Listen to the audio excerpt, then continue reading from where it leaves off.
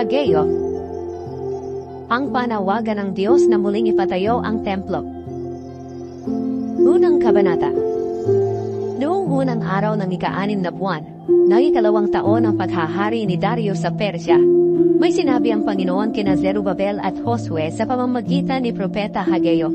Si Zerubabel na anak ni Shealtiel, ang gobernador ng Huda, at si Josue na anak ni Jehozadak, ang punong pari.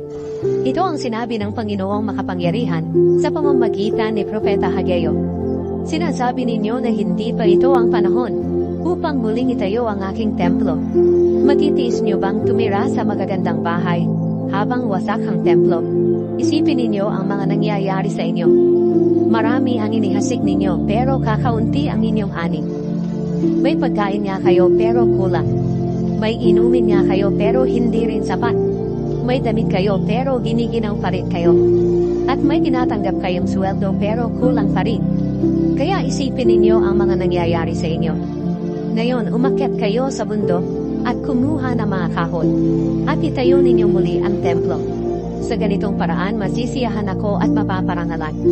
Ako ang Panginoon, ang nagsasabi nito. Sinabi pa ng Panginoong makapangyarihan. Marami ang aning inaasahan ninyo.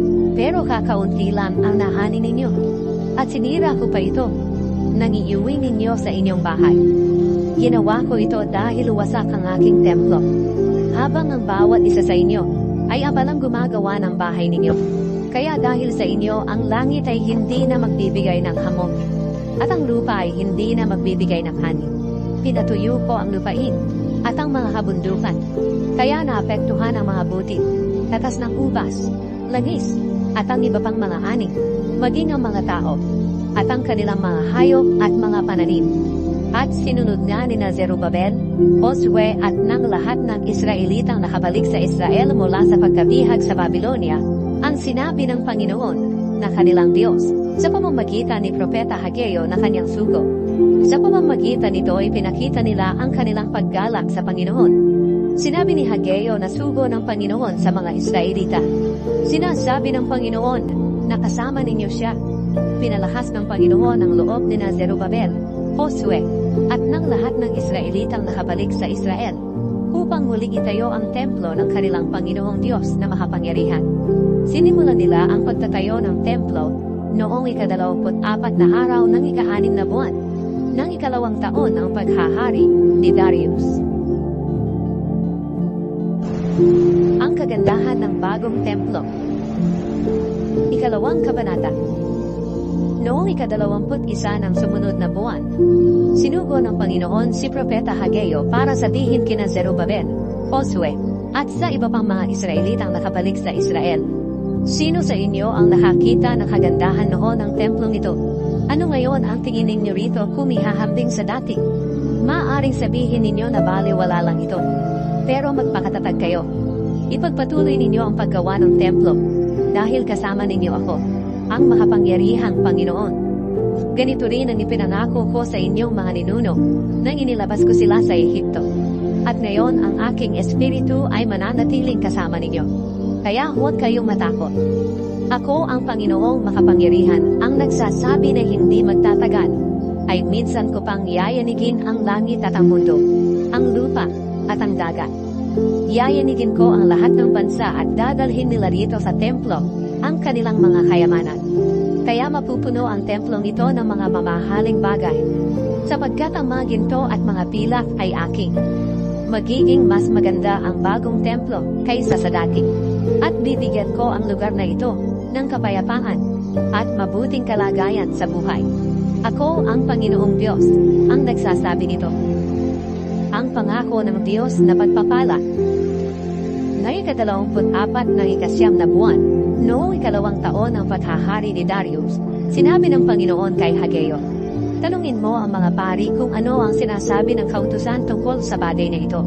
Halimbawa, may isang tao na may dalang sagradong karne sa kanyang damit, at nasagi ito sa tinapay, sabaw, inumi, langis o anumang pagkain. Maaapektuhan ba ang mga ito ng pagkasagrado ng karne? Sumagot ang mga pari, hindi. Kaya nagtanong pa si Hageo, kung halimbawa ang mga pagkain na banggit ay nasagi ng taong itinuturing na marumi. Dahil nakahipos siya ng patay, magiging marumi rin ba ang mga pagkain iyon? Sumagot ang mga pari. Oo. Sinabi ni Hageo. Ganyan din noon ang mga mamamayan ng Israel, sabi ng Panginoon.